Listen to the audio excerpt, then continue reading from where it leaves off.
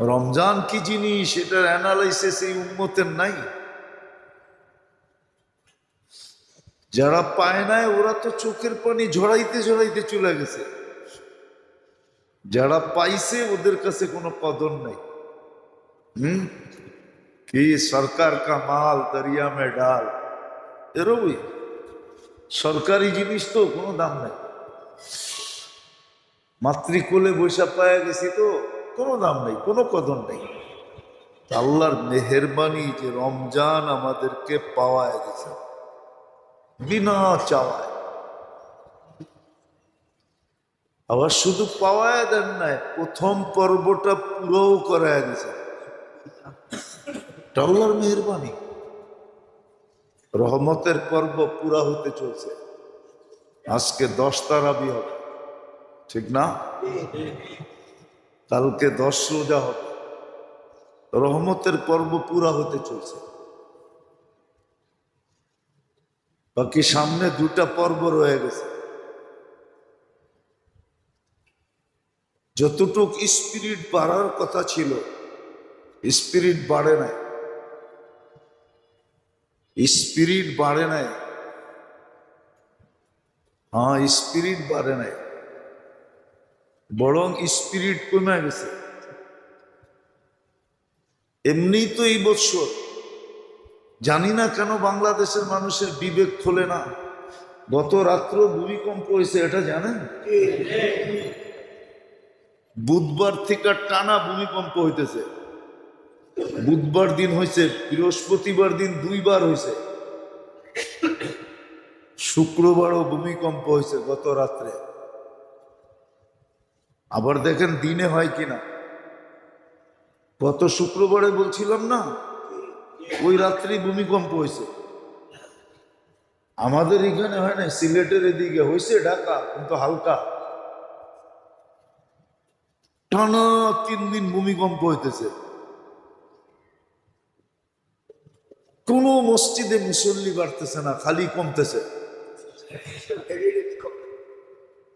খালি কমতেছে। রাস্তাঘাট দেখলে মনে হয় না যে রমজান মাস। রাস্তাঘাট দেখলে মনে হয় না যে রমজান মাস। হ্যাঁ, মার্কেটটা দেখলে মনে হয় যে সামনে ঈদ বুঝি, এই জন্য একটু কেনাকাটা। রমজান মনে হয়, মনে হয় সামনে ঈদ, এই জন্য কেনাকাটা। হ্যাঁ, আল্লাহ যদি ঈদ না করতে দিল, কি কোনো শক্তি দিয়ে পারবেন ঈদ করতে? আল্লাহ যদি না করতে দিল, এমন পরিস্থিতি আইনা দিল যে ঈদ ভুলা গেল মানুষ। জানলো ঈদ হয়ে রইল, ঈদ ভুলা গেল, তো আপনার নতুন কাপড় পরবো কে বলেন? আপনার শ্যামাই খাইবে কে? বদুয়া দিতেছি না, হইতে তো পারে। আর কতদিন? প্রথম 10 দিন ছিল স্পিরিট নেওয়ার জন্য, রহমত এটা ছিল, এটা যেন ফুয়েল। ফুয়েল কি? ফুয়েল বোঝা কি? তেল লওয়া। প্রথম 10 দিনে ফুয়েল নিবে, রহমত নিবে, তারপরে স্পিরিট বাড়তে থাকবে। ইবাদতের স্পিরিট বাড়বে, বন্দেগীর স্পিরিট বাড়বে। কেননা পরের পর্বটাই তো হলো কিসের? মাগফিরাতের। ওটাকে নেওয়ার জন্য স্পিরিট বেড়ে যাবে, কিন্তু স্পিরিট বাড়তে হলে ফুয়েল লাগবে। কি লাগবে? শক্তি লাগবে, ভিতরের শক্তিটা লাগবে। কি লাগবে? শক্তি লাগবে। রহমতটা ছিল ফুয়েলের জায়গায়, রহমতের 10 দিন ছিল শক্তি অর্জনের জায়গায়। এটা শক্তি অর্জন করবে, ফুয়েল নিবে, ভিতরে পাওয়ার হবে, যাতে পরের পর্বে যতটুক স্পিরিট দেওয়ার কথা কিছু রাস্তা আছে, কিছু রাস্তা বাংলাদেশে নাই, বাংলাদেশও আছে, দুই একটা আছে, বেশি নাই, কিন্তু বিদেশে প্রত্যেক হাইওয়ে এরকম যে ওইখানে স্লো স্পিরিটে চালাইতে হলে আপনাকে স্লো লাইনে যেতে হবে। আর নইলে আপনি যদি স্লো চালান তাহলে আপনি অ্যাক্সিডেন্ট ঘটান আর না ঘটান, আপনার গাড়ি দিয়ে আপনাকে অ্যাক্সিডেন্ট ঘটায় দিবে। কেন পিছের গাড়ি দ্রুত আসতেছে, কেন লাইনই দ্রুত, কি আপনি এখানে স্লো চালাইতে পারবেন না, ওদের সাথে তাল মিলিয়ে চালাইতে হবে। আর যদি স্লো চালাইতে হয় তাহলে একবারে এক সাইডে চলে যেতে হবে, ঠিক না? আর নইলে গাড়ির ভিতরে কিছু সিস্টেম আছে, ওই সিস্টেম দিয়া চালাইতে হবে, এমার্জেন্সি দিয়া চালাইতে হবে, যে আমার গাড়ি বেশি ভাগে না, আমার গাড়ির সমস্যা আছে, তোমরা আমাকে দেখা চালাও, আমি কিন্তু এমার্জেন্সি দিয়া দিলাম, আমি দ্রুত গতি উঠাইতে পারতেছি না। 10 দিন এই জন্যই ছিল, এটা ফুয়েল অর্জন করার জন্য, তেল নেওয়ার জন্য, পাওয়ার নেওয়ার জন্য।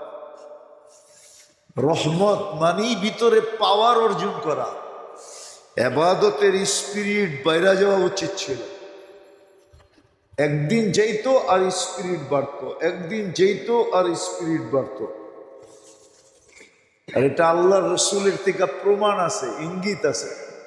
এই জন্য আয়েশা রাদিয়াল্লাহু তাআলা আনহা বলছেন, রমজান শুরু হইতে থাকতো আর আল্লাহ রসুল যেন এরকম আমাদেরকে বলতে থাকতেন, চিনতে নিন আমার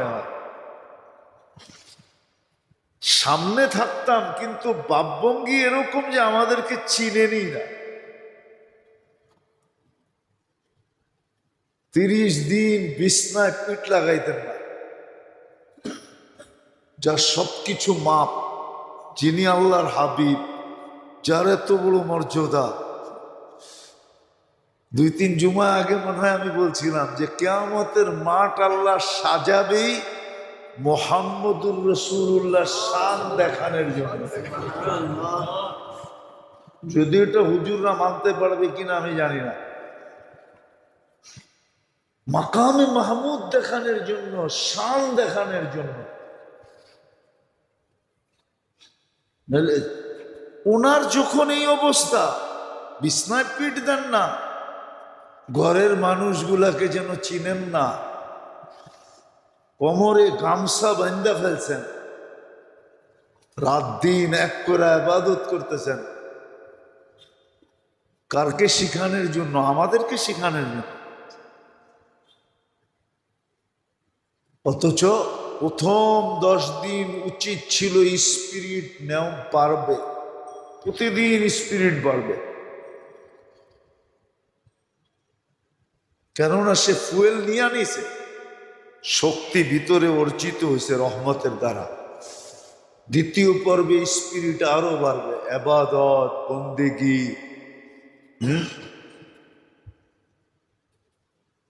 এই জন্য কিতাবে পাওয়া যায়। আমরা তো 20 রাকাত পড়তে চাই না, এটা নিয়েও প্রশ্ন করি, ঠিক না? হ্যাঁ, মদিনা আলারা 36 রাকাত পড়তেন পেতেন তারাবি। কত কত 36 রাকাত। কেন জানেন?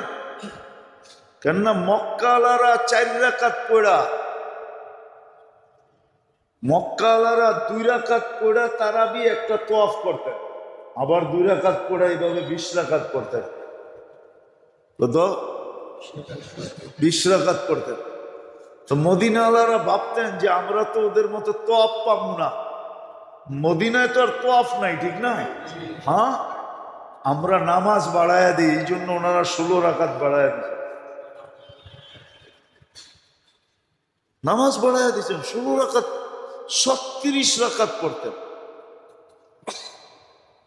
36 রাকাত। এক পাড়ায় কয় আয়াত জিগান্ত হাফেজ করে? কয় আয়াত? হাফেজরাও জানেন, খালি পড়ে মদিনাওয়ালারা প্রত্যেক তারাবিতে কমসে কম 200 আয়াত করতেন, যেটা এক পারার চেয়ে অনেক বেশি হয়ে যায়। সব উল্টে গেছে। বেশি পড়তো এখানে, এখন প্রশ্ন হইতেছে 20 পড়বো না 8 পড়বো না 12 পড়বো। আমি মনে হয় গত রমজানে বলছিলাম, সবাই হুজুর করে তারাবি প্রশ্ন করে, হাফেজরা তারাবি পড়ে টাকা নিতে পারবো কিনা, ঠিক না? এটাই তো প্রশ্ন করেন। হ্যাঁ, আবার হুজুররা এটারই ফতুয়া দেয়, ঠিক না? আমি হুজুরকে বিরুদ্ধে যেতেছি না। পাবলিক প্রশ্ন করে কি হাফেজরা তারাবি পড়ায়া টাকা নিতে পারবে?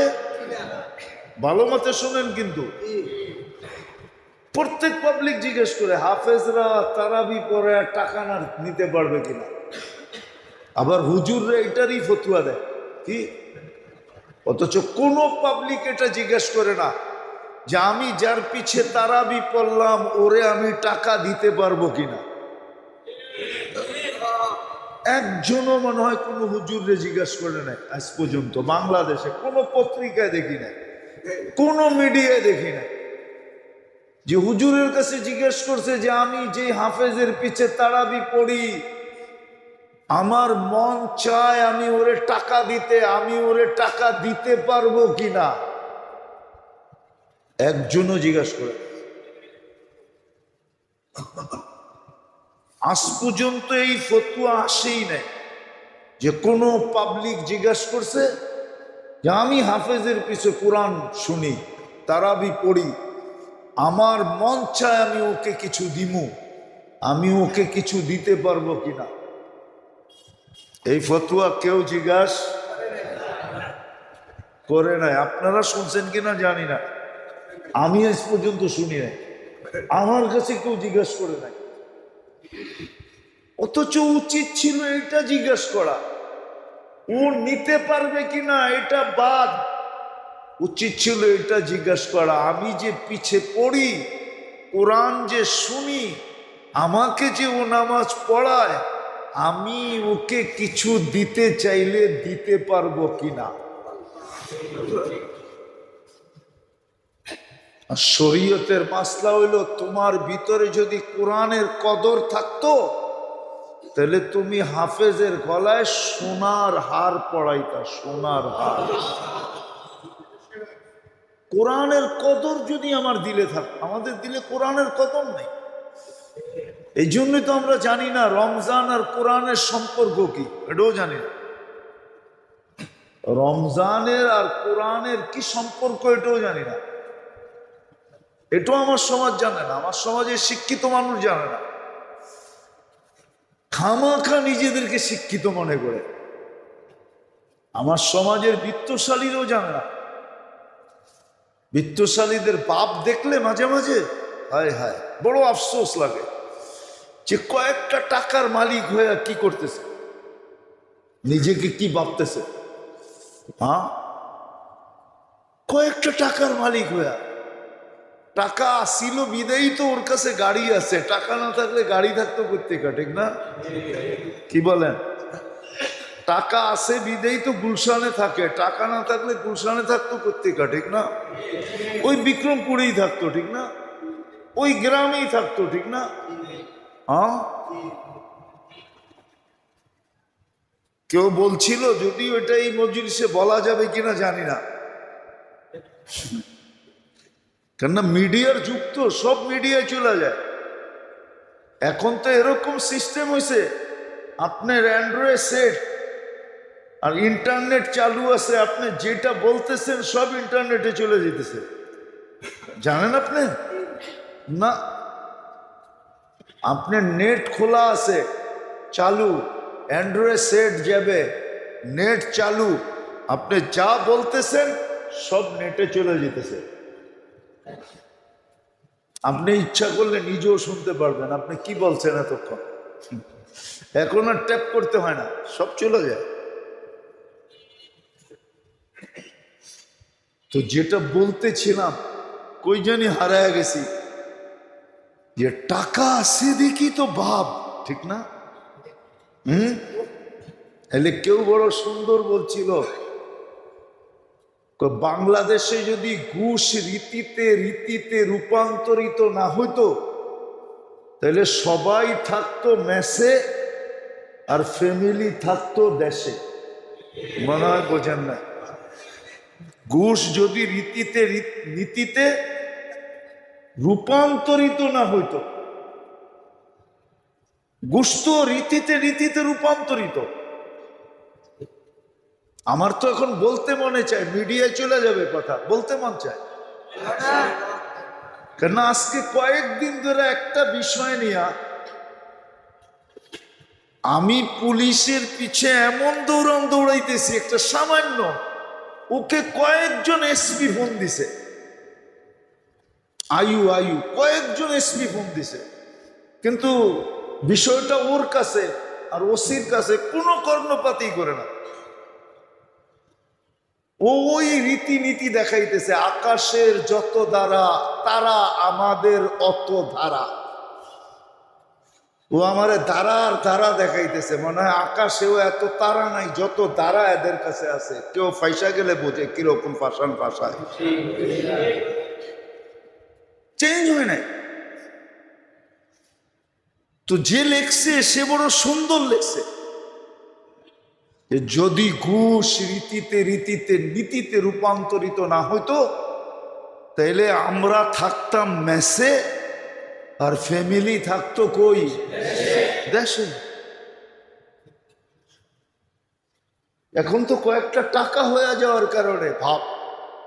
তো যেটা বুঝাইতেছিলাম যে প্রথম পর্বটা রমজানের ছিল গতি বাড়ানোর জন্য, ফুয়েল নেওয়ার জন্য, গতি বাড়ানোর জন্য, যে ইবাদতের প্রত্যেক রাত্র যাবে, যেরকম ফুয়েল আসলে তেল নিলে গাড়ির ভিতরে পর্যাপ্ত তেল থাকলে গাড়ি যেরকম ভাগতে থাকে তার স্পিরিটও এরকম বাড়তে থাকবে। ইবাদতের স্পিরিট, বন্দেগীর স্পিরিট বাড়তে থাকবে। দ্বিতীয় পর্বে আরো বাড়বে, তৃতীয় পর্বে তো বাড়ার সীমা থাকবে না, তখন তো সে গড়েই থাকবে না। মা বোনরা যদিও ঘরে থাকবে, কিন্তু সে ঘরে থাকবে বটে, কিন্তু আসলে সে এতেকাফে আবদ্ধ থাকবে। পুরুষরাও থাকবে তো মসজিদে আবদ্ধ থাকবে। এতেকাফে থাকুক আর না থাকুক, তার সময়টা মসজিদের ভিতরে সবচেয়ে বেশি কাটবে। দিন কাটুক আর না কাটুক, রাত্রটা তো পুরা তার মসজিদে কাটবে, রাত্রটা পুরা মসজিদে কাটবে। তো প্রথম যেটা বলতেছিলাম, আল্লাহর বিশেষ মেহেরবানি। যদিও উচিত ছিল না, চাইতে চাইতে চাইতে চোখের পানি জড়াইতে হয়তো দেওয়া দরকার ছিল, কিন্তু চাওয়া ছাড়া রমজান পাওয়া গেছে। এটা এত বড় ইহসান যেটা বইলা কয়া শেষ করা যাবে না। হ্যাঁ, এটা শুধু বুঝলে বুঝতে পারবে, বইলা শেষ করা যাবে না, বুঝায়া বুঝানো যাবে না। এটা অ্যানালাইসিসের মাধ্যমে বুঝতে হবে, নিজের চিন্তার দ্বারা বুঝতে হবে। যে 2 মাস আগের থেকে আল্লাহ রসুল দোয়া করতেছেন, বাল্লিগনা রমাদান, আল্লাহ রমজানের সীমায় একটু পৌঁছায় দেন। রমজান দিয়া দেন না, হাদিসের শব্দ রমজান আমাকে দিয়া দেন এটা না, রমজানের সীমানায় আমাকে পৌঁছায় দেন। বাল্লিগনা রমাদান, রমজানের সীমানায় আমাকে পৌঁছায় দেন। যেটার জন্য আল্লাহ মাহফিল করতেন, আল্লাহ রসুল মাহফিল করতেন, রমজানের আগের থেকেই বুঝাইতে চেষ্টা করতেন, আসতেছে আসতেছে আসতেছে। হাদিসের শব্দ দেখলে বোঝা যায় যে গুরুত্ব কতটুকু দিয়ে বুঝাইতে চাইতেছেন। আর ওমর রাদিয়াল্লাহু তাআলা আনহুর মতো ব্যক্তি বলতেছেন, ইয়া রাসূলুল্লাহ কি আসতেছে বলেন না, খালি বলতেছেন আসতেছে আসতেছে আসতেছে। যখন গুরুত্ব যাদেরকে বুঝাইতে চেয়েছিলেন, ওনারা যখন গুরুত্বটা বুঝছেন এবং জানার জন্য যখন আত্মহারা হয়ে গেছেন যে এখন বলার সুযোগ আসছে, তখনই আল্লাহ রসুল বলছে রমজান আসতেছে, রমজান রমজান আসতেছে। অনেক সময় হয় কিন্তু কয়েকটা কথা তোমাকে বলতাম, আবার না বলবো না। কি আস্তে আস্তে আগ্রহ বাড়ে না বাড়ে না? হ্যাঁ, শেষমেশ দেহে যে এই বুঝি সংসার ফাইটা যাবে, ঠিক না? এই বুঝি বিরাট একটা ঝগড়া হয়ে যাবে, ঠিক না? আরে মনে হয় বোঝেন না, বিয়ে শাদী করেন নাই, কোত্থেকে বুঝবেন? যখন বোঝে যে এই বুঝি ঝগড়া হইতে বিরাট একটা ঝগড়া হয়ে যাব, তখন বলা দেয়, ঠিক না? হ্যাঁ, আল্লাহর রসুল গুরুত্ব বুঝানোর জন্য যে সাহাবা এখন বুঝতেছে যে হয়তো কোনো একটা অঘটন ঘটে যাবে, জান না দিয়া দেয়, না জানতে পারলে কোনো ক্ষতি না হয়ে যায়, তো আগ্রহ দেখা তারপরে আল্লাহ রসুল বলছে রমাগণ আসতেছে, রমজান। তো আমি যেটা আপনাদেরকে বুঝাইতে চাইতেছি, কসম খোদা, প্রথম 10 দিন রহমতের ছিল ফুয়েল হিসাবে, পাথেয় হিসাবে, ভিতরে শক্তি অর্জন করা হিসাবে, যেন বাকি স্তরগুলা আরো দ্রুত গতিতে পার হওয়া যায়, স্পিরিট উঠানোর জন্য। যেমন অ্যাক্সেলেটারে পাড়া দিলেই গাড়ি ভাগবে না, প্রথম ফার্স্ট গিয়ারে উঠাইতে হবে, কি না একবারই তৃতীয় গিয়ারে? এনে কেউ নাই গাড়ি চালাইতে জানে? হ্যাঁ, প্রথম কোন গিয়ার, তারপরে গিয়ার উপরের দিকে ওঠে, ঠিক না? প্রথম 10 দিন ছিল ফার্স্ট গিয়ার, ফুয়েল ছিল, শক্তি অর্জন করার জন্য ছিল। কিন্তু আফসোস, কপাল পোড়া উম্মত বুঝলাম না, এই উম্মত বুঝলো না রমজান কি জিনিস, এই উম্মত বুঝলো না রহমতের পর্ব কি জিনিস, এই উম্মত বুঝলো না রাত্রের তারাবি কি জিনিস, এই উম্মত বুঝলো না কোরআন শোনা কি জিনিস, রাত্রে জায়গা কাটানো কি জিনিস, এই উম্মত বুঝলো না। যদি বসতো, হয় হয়, তাহলে ধনীরা বুক দিয়া দিত গরিবদেরকে, ধনীরা হ্যাঁ বুক দিয়া দিত। কালকে আসরের পর আমার এক জায়গায় বয়ান ছিল, যদিও কথাটা বলা ঠিক না, তো আমি জিজ্ঞাসা করতেছিলাম যে রমজানে উমরা করছেন কে কে? তো একজন খুব গৌরব ভরে বলতেছিল আমি করছি, আর দেখছি আরবরা কেমন খাওয়ায়, ওদের দস্তরখানে বয়া খাইছি।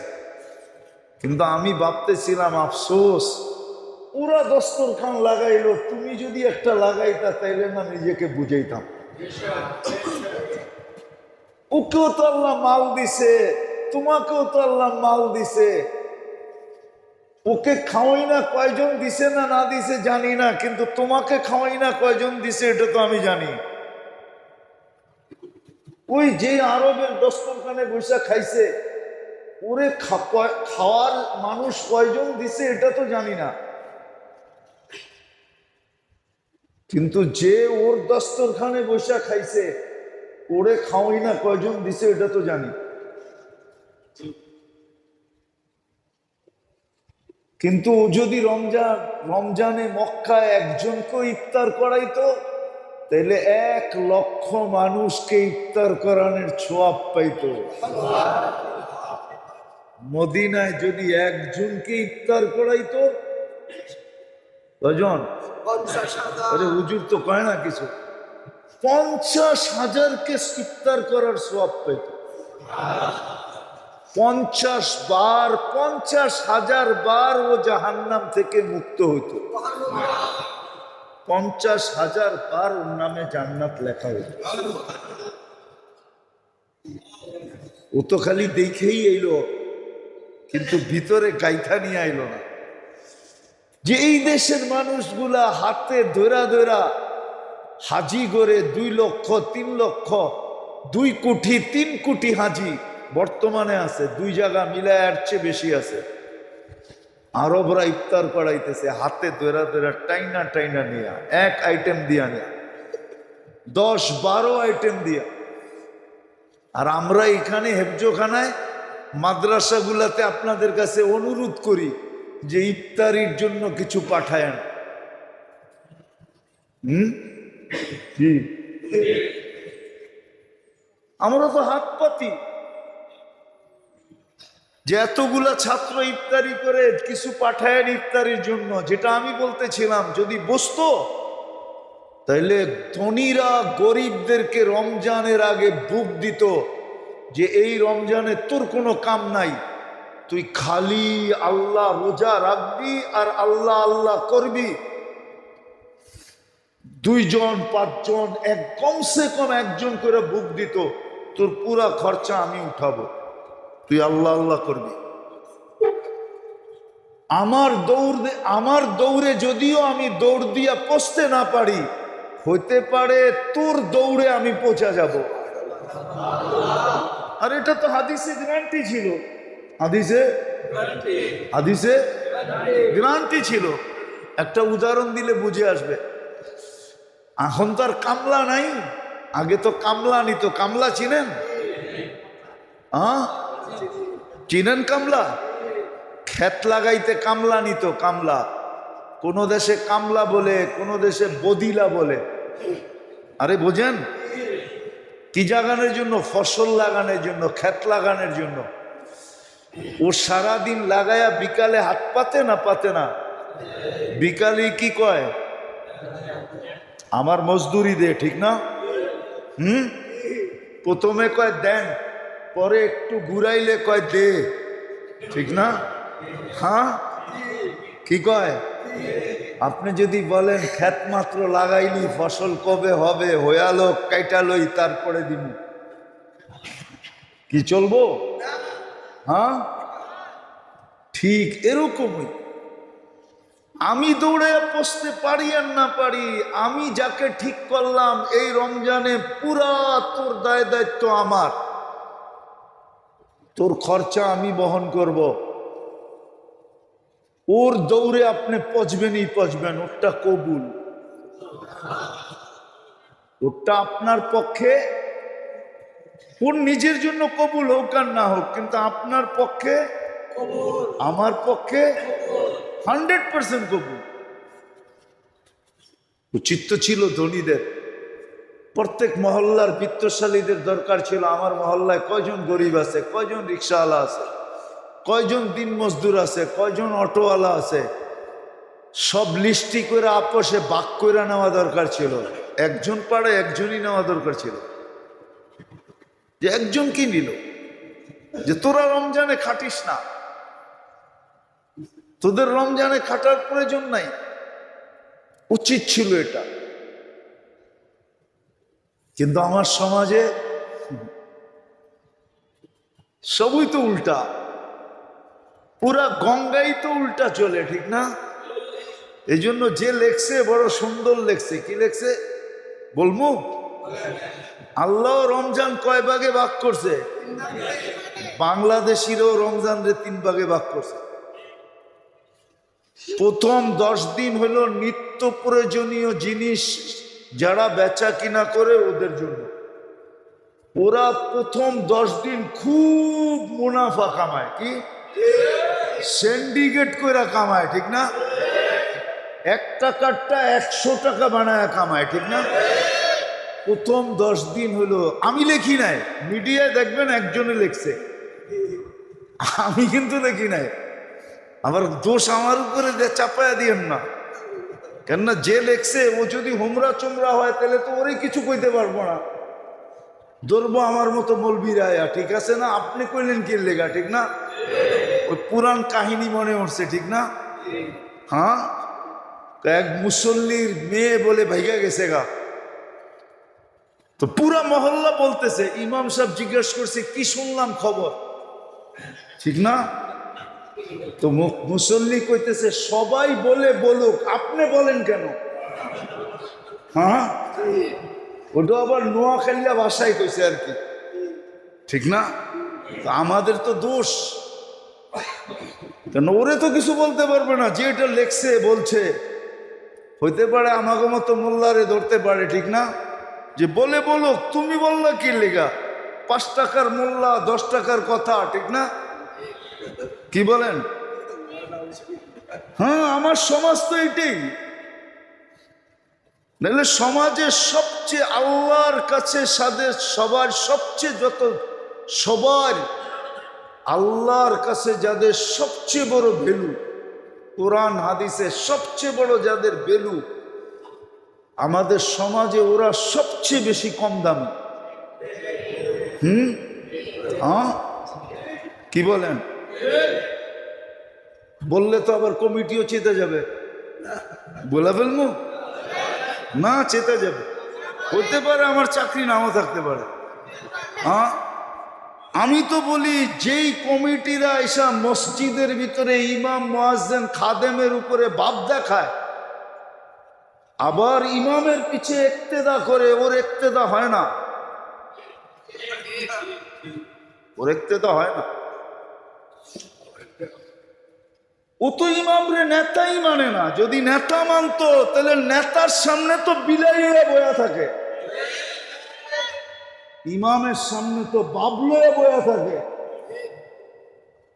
নেতায় তো ওরে কানে ধরে চালায়, আর ও তো ইমামরে কানে ধরে ঘুরায়।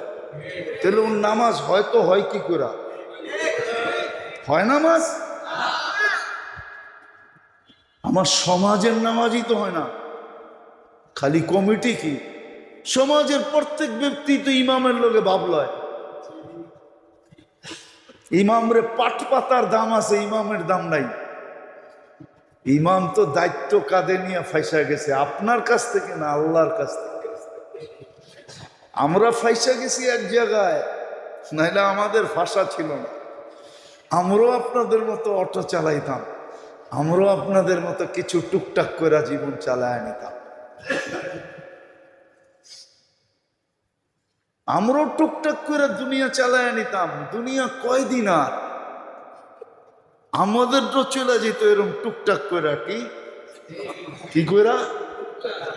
আপনার গোটা টুকটাক করে চলে না, না চলে না?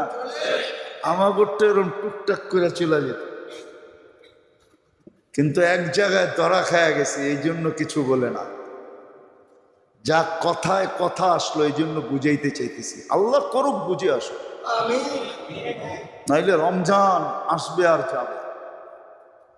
বড় কান্না লাগে যে একটা রমজানই তো জীবনের জন্য যথেষ্ট ছিল।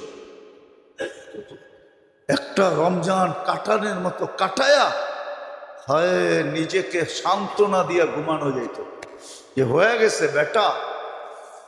যদি আল্লাহ কাটানের মতো কাটাইতো তাহলে আল্লাহ কবুল করবেন, এটা আল্লাহর ওয়াদা। ওয়াদা ওয়াদা ওয়াদা। তো আমি যেটা বুঝাইতেছিলাম, প্রথম 10 দিন ছিল ফুয়েল নেওয়ার জন্য। রহমত মানি ফুয়েল, রহমত মানি ভিতরের শক্তি, ভিতরের শক্তি অর্জন করার জন্য। দিন যাইতো আর গতি বাড়ত, ইবাদতের গতি, তেলাওয়াতের গতি, তাসবিহাতের গতি, দান সৎকারের গতি। এই জন্য 4 ভাবে বলছিল এটাকে, যে দিন কাটবে একভাবে, রাত কাটবে আরেকভাবে, 24 ঘন্টা কাটবে আরেকভাবে। কিতাবে এই 3টাই পাওয়া যায়, আর হাদিস ঘাটলেই 3টাই বোঝা যায়। সবগুলো জোর দিলে দিন কাটবে রোজার মাধ্যমে। রোজা এবং রোজার জন্য বর্জনীয় যা, ওই বর্জন করার মাধ্যমে। রোজা প্লাস রোজার জন্য যা বর্জনীয়, হ্যাঁ, একটা মাস মুখে তালা দেওয়া উচিত ছিল, একটা মাস। যেমন আগেও বলছিলাম, কোরআনে বহুত জায়গায় ইঙ্গিত আছে এই উম্মত থেকে আল্লাহ 12 মাসের ইবাদত চান না। 12 মাসে টুকটাক করলেই হবে। টুকটাক কি? 11 মাস। কিছু মাস আছে টুকটাক করলেই চলবে। টুকটাক কি? টুকটাক বোঝেন? 5 ওয়াক্ত নামাজ পড়লেন, হয়ে গেল 5 ওয়াক্ত। 24 ঘন্টা ইবাদত হয়ে গেল। 24 ঘন্টা ইবাদত, গুনাহ খাতা মাফ হয়ে গেল। আসসালাতু ইলাস সালাহ কাফারা। তারপরে কোরআন আইসা বলছে 4 মাস গুনাহ করিস না।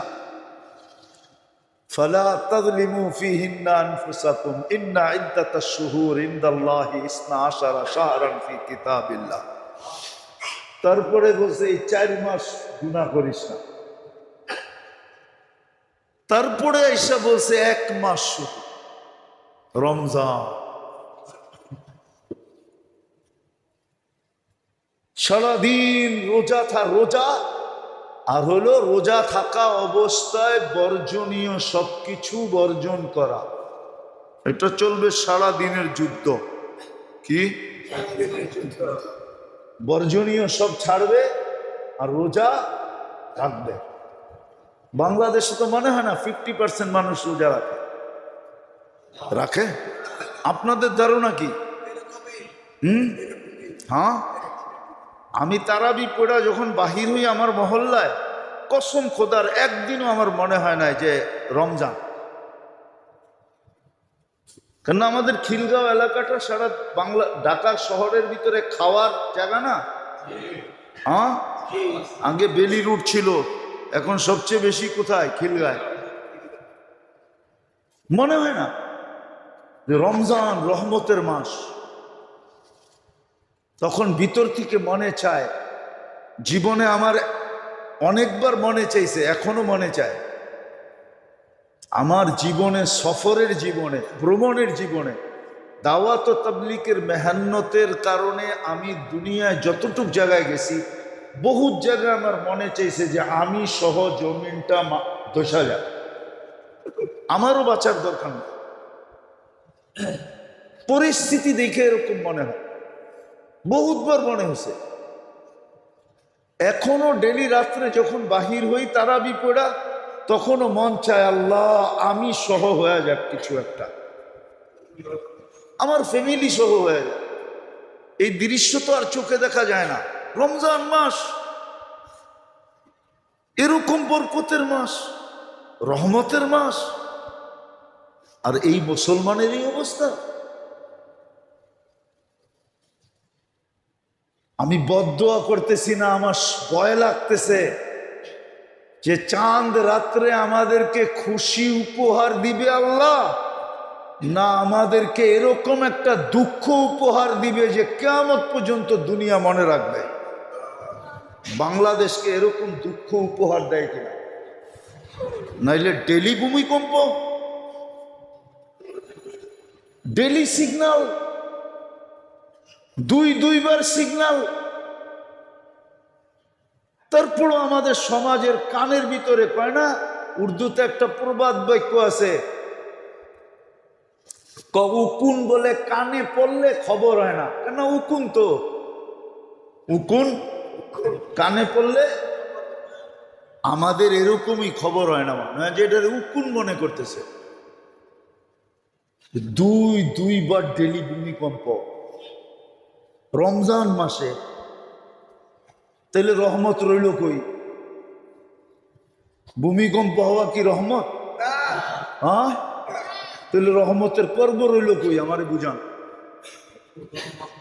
তাহলে তো বোঝা গেল রহমতের পর্ব রইল না। তাহলে দুইবার ভূমিকম্প হয় কি করে? দুইবার সতর্ক করে কি করে? তো প্রথম 10 দিন যেটা ছিল রহমতের, এটা ছিল ফুয়েলের জন্য, পেট্রোল নেওয়ার জন্য, ভিতরে শক্তি অর্জন করার জন্য। আর ওটা প্রমাণিত হইতো যদি ডেলি 3 লাইনে আমি বাড়তে পারতাম। কয় লাইনে? কয় লাইনে? সারাদিন রোজা রাখলো এবং বর্জনীয় যা রোজা রাখা অবস্থায় সব কিছু পুঙ্খানুপুঙ্খানুভাবে ছেড়ে দিল। এমনকি সারা দিনে একটা দুনিয়াবি কথা পর্যন্ত মুখ দিয়া বাহির করলো না, তালা দিয়া দিল। এটা হলো সারা দিনের যুদ্ধ। আর সারা রাত্রের যুদ্ধ ছিল তারাবি আর কোরআন শোনা আর এবাদত বন্দিগি লিস্টি কইরা করা। কেননা আল্লাহ সুযোগ দিছে, নফল ফরজের সমান মর্যাদা পাইতেছে, ফরজ 70 গুণ বেড়ে যেতেছে, তসবিহাতকে আল্লাহ 1000 গুণ বাড়ায়া দিছে। তো সারা রাত্র এবাদত বন্দিগি তারাবি কোরআন শোনার ভিতরে কাটায় দেওয়া উচিত ছিল। আছে এরকম দেশ, আছে লোক, আছে আমাদের সমাজেও আছে যাদেরকে আমরা ক্রিটিসাইজ করি বেশি, যা দেখবেন ওরাই চমকাইতেছে বেশি। এরকম গরিব লোক পাইবেন যে সারা রাত কানতে কানতে কাটায় দেয়। আজকে আপনার চোখে গরিব, কালকে কিয়ামতের দিন আপনার আমার চেয়ে বড় রাজা হয়ে হবে। হ্যাঁ ঠিক না? কি নাহলে আল্লাহ রসুল দোয়া করবে কেন? অহশুরনি ফি জুমরাতিল মাসাকিন, আল্লাহ গরিবদের টোলা, গরিবদের দল, গরিবদের দলের ভিতরে আমাকে কিয়ামতের দিন উঠায়। ওই গরিবরা যারা দুনিয়ার সমস্ত ঘৃণা একদিকে রাইখা নিজেকে আল্লাহর দাসত্বে বিলীন করে দিছে, যারা রমজানকে কাজে লাগাই দিছে। আছে এরকম লোক আছে। আবার কোন কোন দেশও আছে, আমার লোকে চলেন আমি দেখায় নিয়ে আসবো, পুরা রমজান ইফতারিতে ঢোকে সেহেরির সময় বাহির হয়। পুরা দেশ, পুরা মহল্লা, পুরা মসজিদ ইফতারিতে ঢোকে। ইফতারি মসজিদে হয়, ইফতারিতে ঢুকছে, সেহরির সময় বাহির হয়ে বাড়িতে যায় সেহরি করবে, তারপরে আবার ফজর পড়তে আসবে। এই সেহরি পর্যন্ত আর বাহির হবে না, মসজিদে বসে আছে। কেন? ওইখানে বসে থাকলেও তো কি কি লাভ না? কি হাদিসে আছে না নাই? একজন ফেরেশতা দোয়া করতে থাকবে, আল্লাহুম্মা গফির, আল্লাহ মাফ করে দেন। আরেকজন দোয়া করতে থাকবে, আল্লাহ রহমত আর কাকে দিবেন, ওকেই দেন। তো আপনার ঘরে বয়ে রয়েছে। আরেকজন ফেরেশতা নামাজের সওয়াব লিখতে থাকবে। এই জন্য ওরা ইফতারির সময় ঢোকে, আর ইফতারি পর্যাপ্ত পরিমাণ হয়, যার কারণে প্রথম রাত্রে খাইতে হয় না,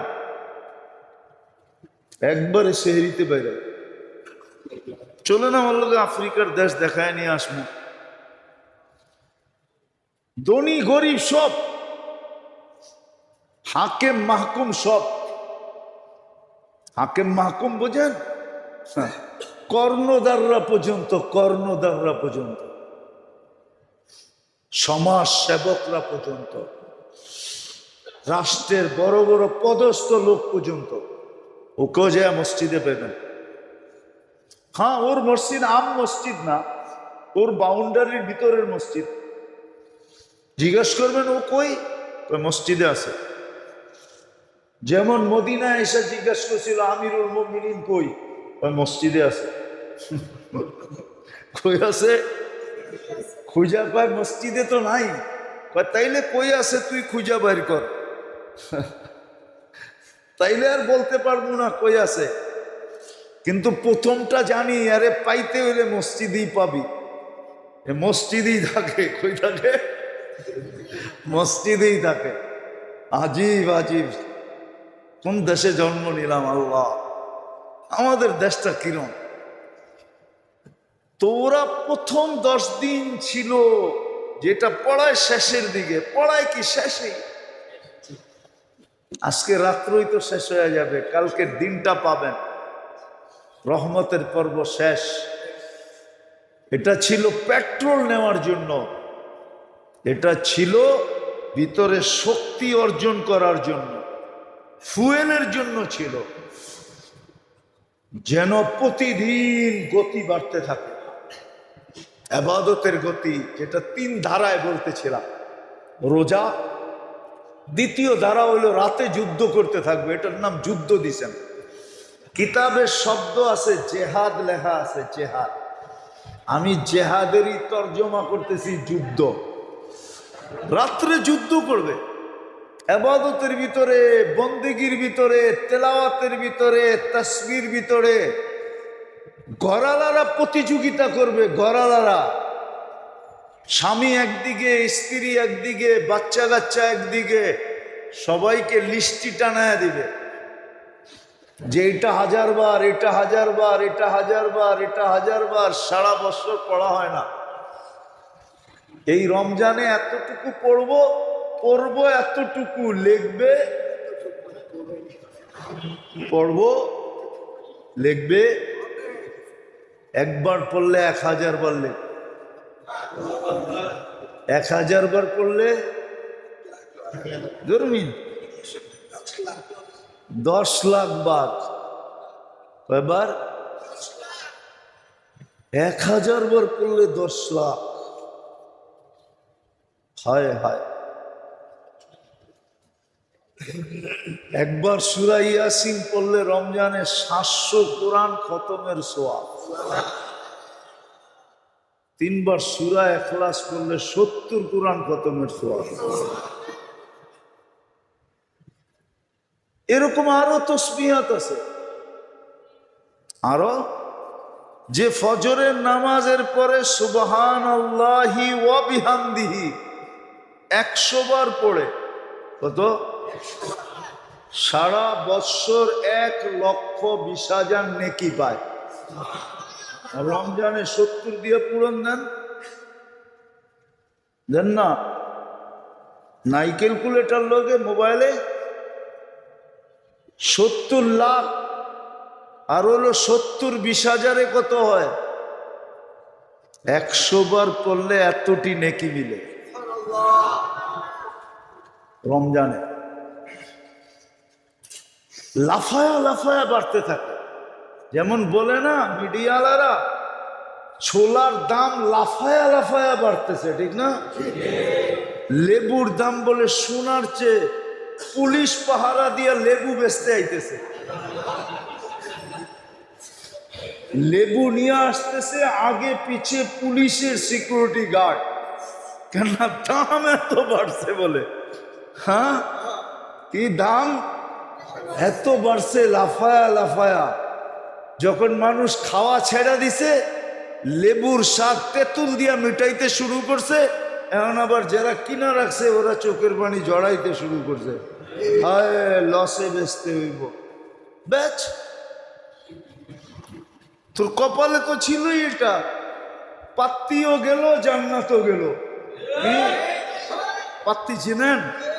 হ্যাঁ, টাকাও গেল, জান্নাতও গেল। কপাল পড়লে এরকমই পরে বিয়ে বাড়ি তো খাওয়া মিলে না। হ্যাঁ, কি বিয়ে বাড়ি তো খাওয়া, এরকম তো দশা আমাদের। এই জন্য প্রথম 10 দিন ছিল ফুয়েল নেওয়ার জন্য, প্রথম 10 দিন ছিল ভিতরে শক্তি অর্জন করার জন্য। রহমতের 10 দিন ছিল রহমতকে নেওয়ার জন্য, যেন পরের পর্বগুলাতে আমার গতি, স্পিরিট বেড়ায়। এতটুকু বাড়ে, কখনো ভঙ্গি দেখা মন গইলা যায়। ভঙ্গি দেখা, কি দেখা? ভঙ্গি বোঝেন? কি কন্যা? এইটা বল, এটা বোঝেন, অভিনয় বোঝেন, ভঙ্গি বোঝেন না, ঠিক না? অনেক সময় ভিক্ষুকের অভিনয় দেখেই মন গলা যায়, ঠিক না?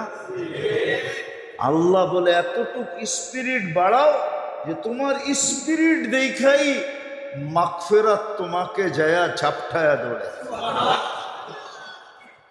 রহমতের পরে কি মাগফিরাত যেন তোমাকে খুঁজে যায় ধরে, মাগফিরাত যেন নিজে তোমাকে যায়া আলিঙ্গন করে, তোমাকে মাগফিরাত কোলে নিয়ে নেয়, তোমাকে যেন মাগফিরাতের চাদর পরায় দেয়।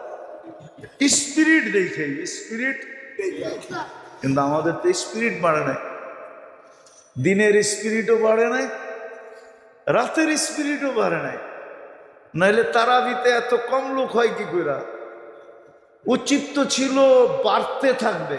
কি স্পিরিট বাড়লে বাড়বে না, বাড়তে থাকবে। কিন্তু এখন তো তারাবিতে লোক কমে গেছে, মনে হয় নিচতলা বড়ে কিনা সন্দেহ আছে। হ্যাঁ হ্যাঁ, অথচ আমার মসজিদের নিচতলা 120 জন মানুষ ঢোকে। কেননা এক এক কাতারে যদি একবারে খচাখচ করে বাহিরা তো 14 জন দাঁড়াইতে পারে, 12 জন। কাতার কয়টা? কয়টা? 9টা।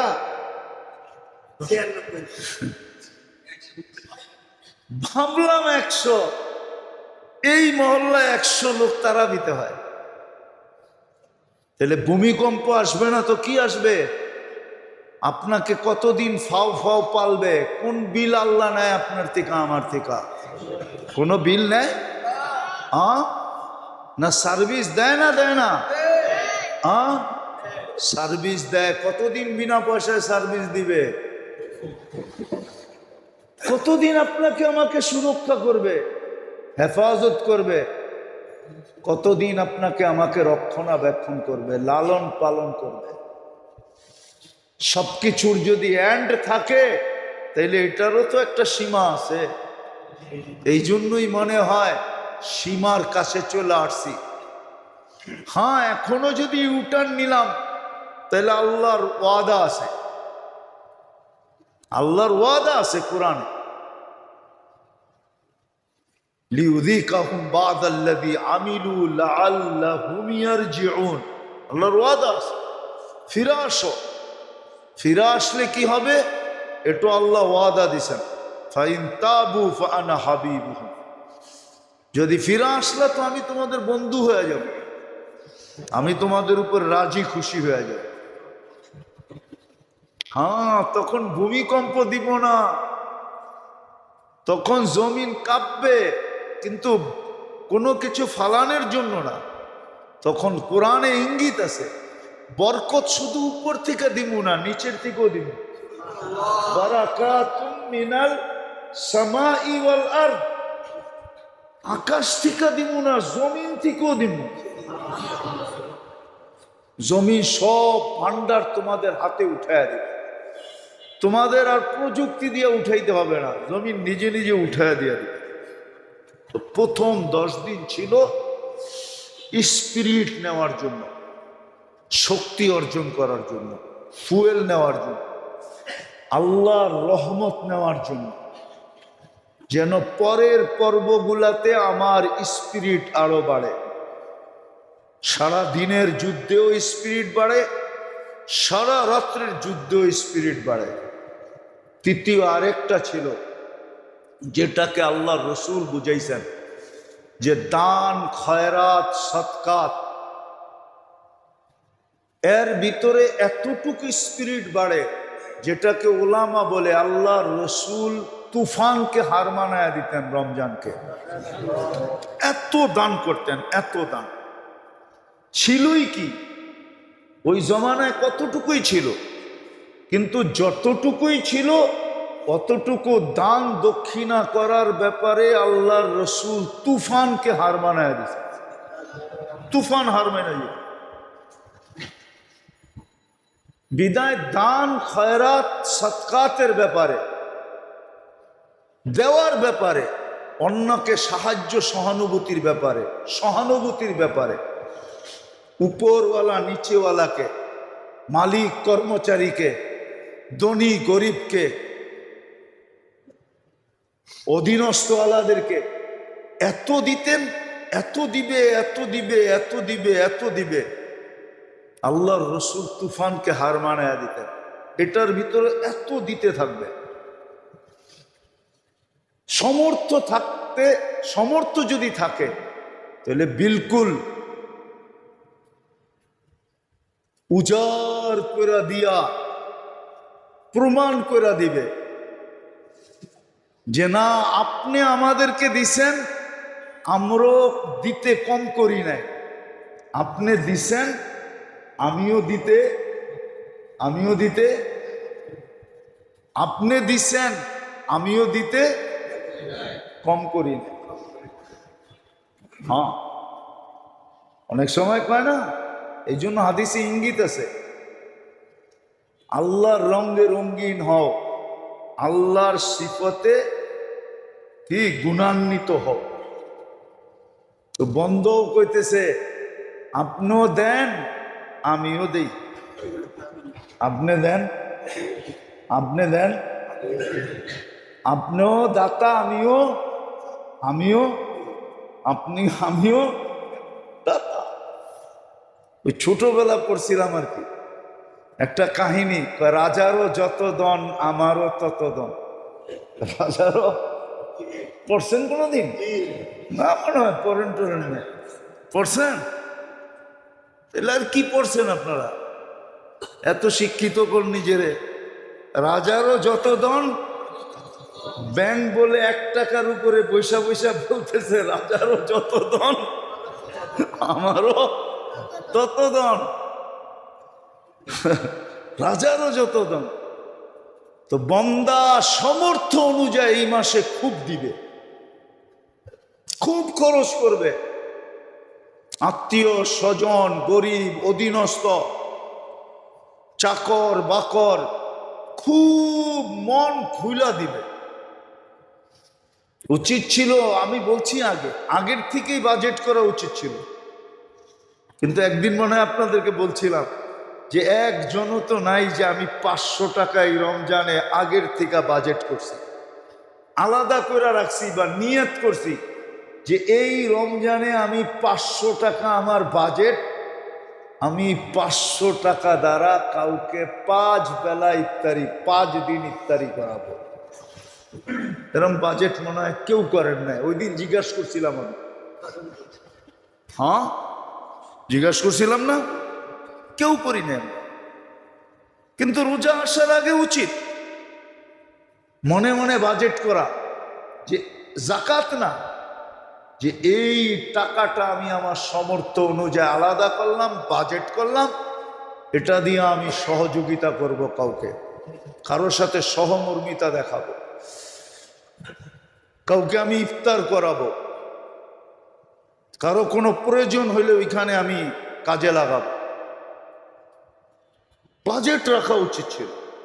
এই 3 ধরনের যুদ্ধ এই 10 দিনে করার মাধ্যমে রহমত মানেই হলো যোগ্যতা অর্জন করা, যে গতি বেড়া যায়, স্পিরিট বেড়া যায়, ইবাদতের স্পিরিট, বন্দেগীর স্পিরিট, রাত্র জাগার স্পিরিট, কোরআন তেলাওয়াতের স্পিরিট বেড়া যায়, তসবিহাতের স্পিরিট বেড়া যায়।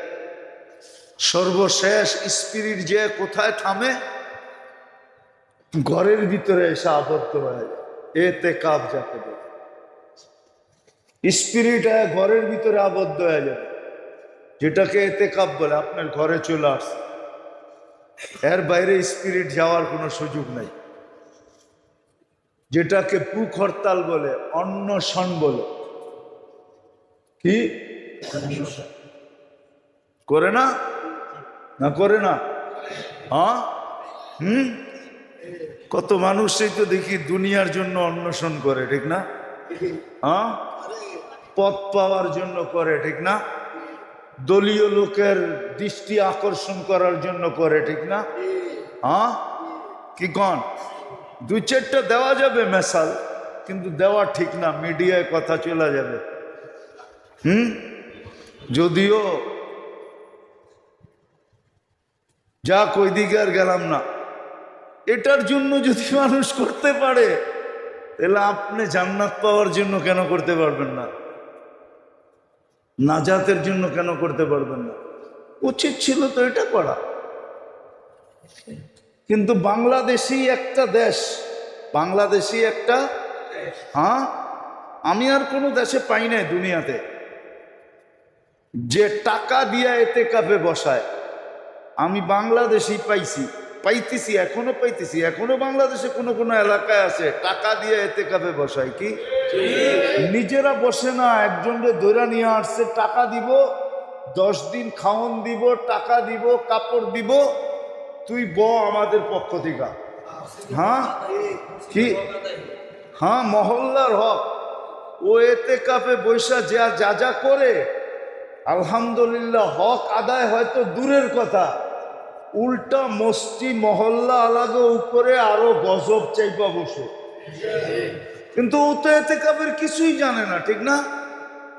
এতেকাফ কেমনে করতে হয় ওর ভিতরে তো ওই ব্যথাই নাই, ঠিক না? আছে নাকি?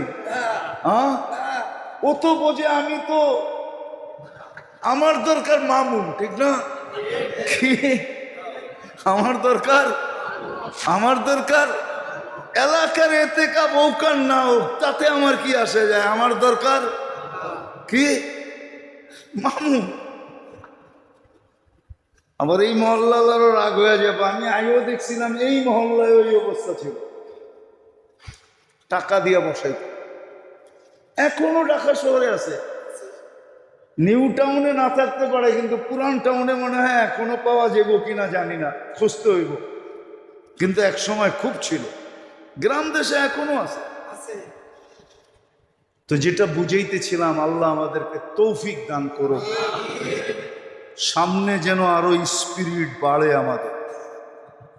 3 লাইনে যেন স্পিরিট বাড়ে। প্রথম 10 দিন স্পিরিট গ্রহণ করার জন্য ছিল, ফুয়েল নেওয়ার জন্য ছিল, রহমত নেওয়ার জন্য ছিল, ভিতরে শক্তি পয়দা করার জন্য ছিল, যাতে বাকি 2টা পর্ব যেই গতিতে অতিক্রম করা দরকার ওই গতিতে যেন আমি অতিক্রম করতে পারি। যত দ্রুত গতিতে গন্তব্যে পৌঁছার কথা অত দ্রুত গতিতে যেন আমি গন্তব্যে পৌঁছতে পারি। আল্লাহ আমাদেরকে আমল করার তৌফিক দান করেন।